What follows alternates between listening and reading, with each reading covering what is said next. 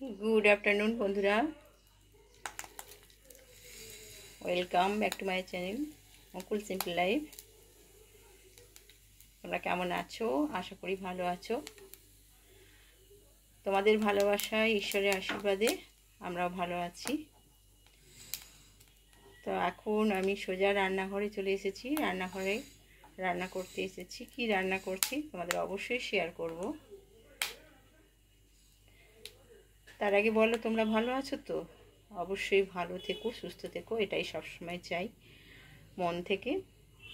আর যদি তোমাদের আমার ভিডিও ভালো লাগে তাহলে আমার পাশে থেকো, সাপোর্ট করো। আর হচ্ছে লাইক শেয়ার কমেন্ট করতে ভুলবে না বন্ধুরা।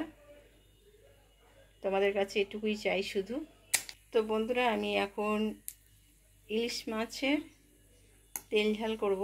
ইলিশ মাছটা আমি ভেজে নিয়েছি, হালকা করে ভেজেছি, বেশি ভাজিনি। আর ইলিশ মাছ থেকে যে তেলটা বেরোয় বা ইলিশ মাছের মুড়ো থেকে বা এরকম ইলিশ মাছের ডিম সব কিছু দিয়ে আমি একটা তেল তো বানাবোই, কারণ তেলটা শুধু পাতে খেতে খুব ভালো লাগে। আমি কালো জিরে ফোড়ন দিয়েছি। এবার আমি সর্ষে পোস্তটা দিয়ে দিলাম,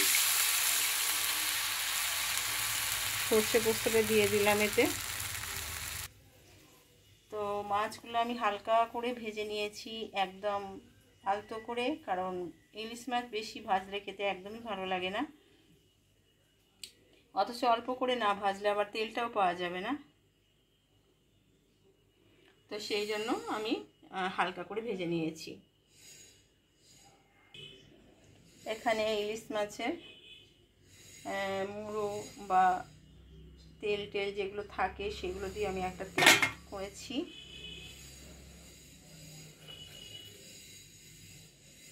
তো বন্ধুরা এবার আমি ইলিশ মাছের তেল ঝালটা তৈরি করে নিই, ঠিক আছে?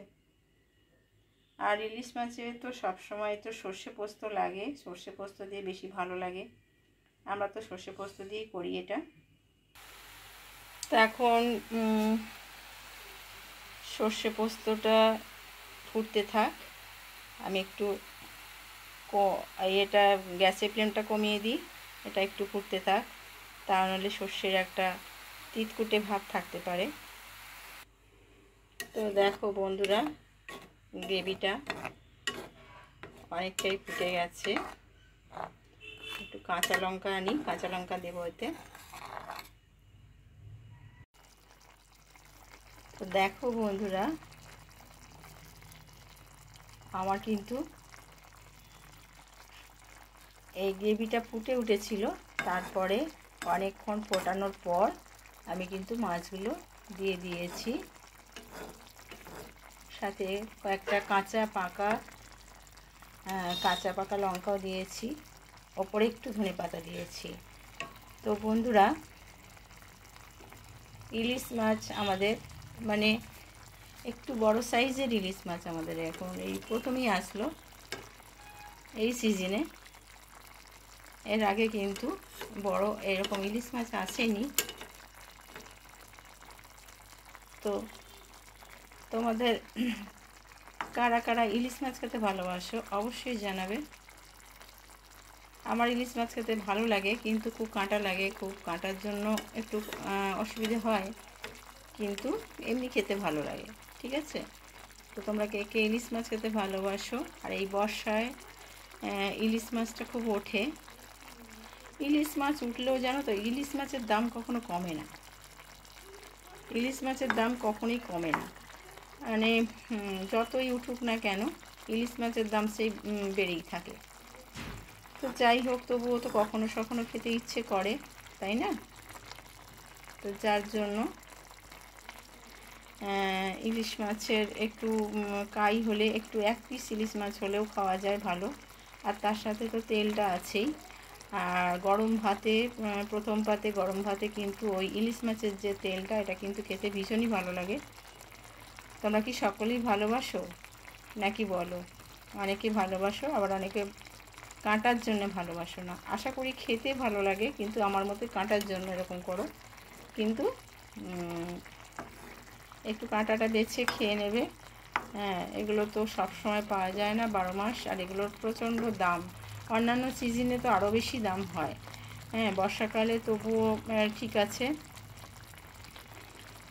এখন এরকম 1000 টাকার মধ্যে পাওয়া যাবে, পরে তো এটা 1500 2000 টাকা দাম হয়ে যাবে। তো সেই জন্য হচ্ছে কি যে বর্ষাকালেই খেয়ে নেওয়া ভালো, ঠিক আছে। হ্যাঁ, তো যাই হোক, তোমাদের সাথে অনেক কথাই শেয়ার করলাম আমি। তো তোমাদের যদি ভালো লেগে থাকে লাইক শেয়ার কমেন্ট করো, ঠিক আছে। আর এই বর্ষার সিজনে সবাই ইলিশ মাছ খাও।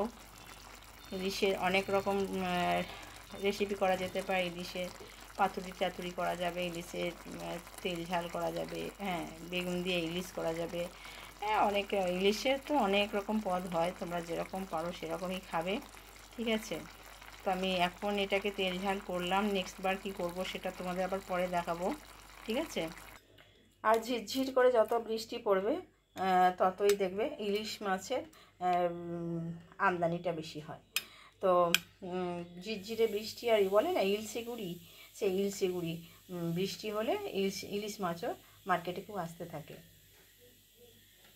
তো আমার তো মানে ইলিশ মাছ বলে নয়, আমার যে কোনো মাছই আমি খাই, আমার তো এতটাও চিকেন কিংবা মাটন খেতে এত ভালো লাগে না। হ্যাঁ, ভালো লাগেই না বলতে পারো। তো যাই হোক, চাপে পড়ে কখনো সখনো হয়তো খেতে হয়, কিন্তু আমার তো চিকেন মাটন এত খেতে ভালো একদমই মন থেকে চায় না। কিন্তু মাছের আইটেমগুলো আমার ভালো লাগে। আর মাছের আবার সব মাছ খাই না আমি।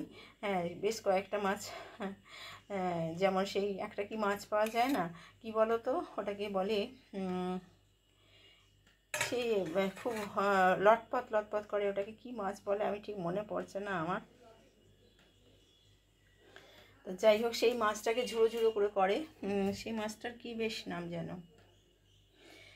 সেই মাছটা তোমরা জানো হয়তো সকলেই, মাছটা যদি মনে থাকে আমাকে বলে কমেন্ট করে জানাবে। যেটাকে সেই পেঁয়াজ রসুন টসুন দিয়ে গড়গড়ে করে ঝুড়ো ঝুড়ো করে ওটাকে কি মাছ বলে আমি ঠিক জানি না, কিন্তু যতই ভালো করে করুক না কেন, ওই মাছটা যে কাঁচা অবস্থায় আমি একদম লটপটে দেখি, হড়হড়ায় দেখি ওটা, তারপরে আর খেতে ভালো লাগে না। তো যাই হোক, কিছু কিছু মাছ ভালো লাগে, আবার মানে মাছই ভালো লাগে, তো কিছু কিছু সেগুলো সব মাছ খাই না। তো এই হচ্ছে ব্যাপার।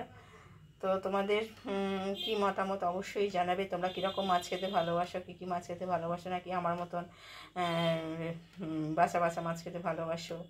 হ্যাঁ, তো জানাবে অবশ্যই কমেন্ট করে। তোমাদের সাথে একটু কথা বললাম, গল্প করলাম, তারপরে আমি এই ভিডিওটা শেষ করে দিচ্ছি। আজকে আর ভিডিওটা বড় করব না। তোমরা ভালো থেকো, সুস্থ থেকো, অনেক অনেক ভালোবাসা নিও, আর অবশ্যই পাশে থেকে সাথে থেকে আমাদের এইভাবে এগিয়ে যেতে সাহায্য করো বন্ধুরা।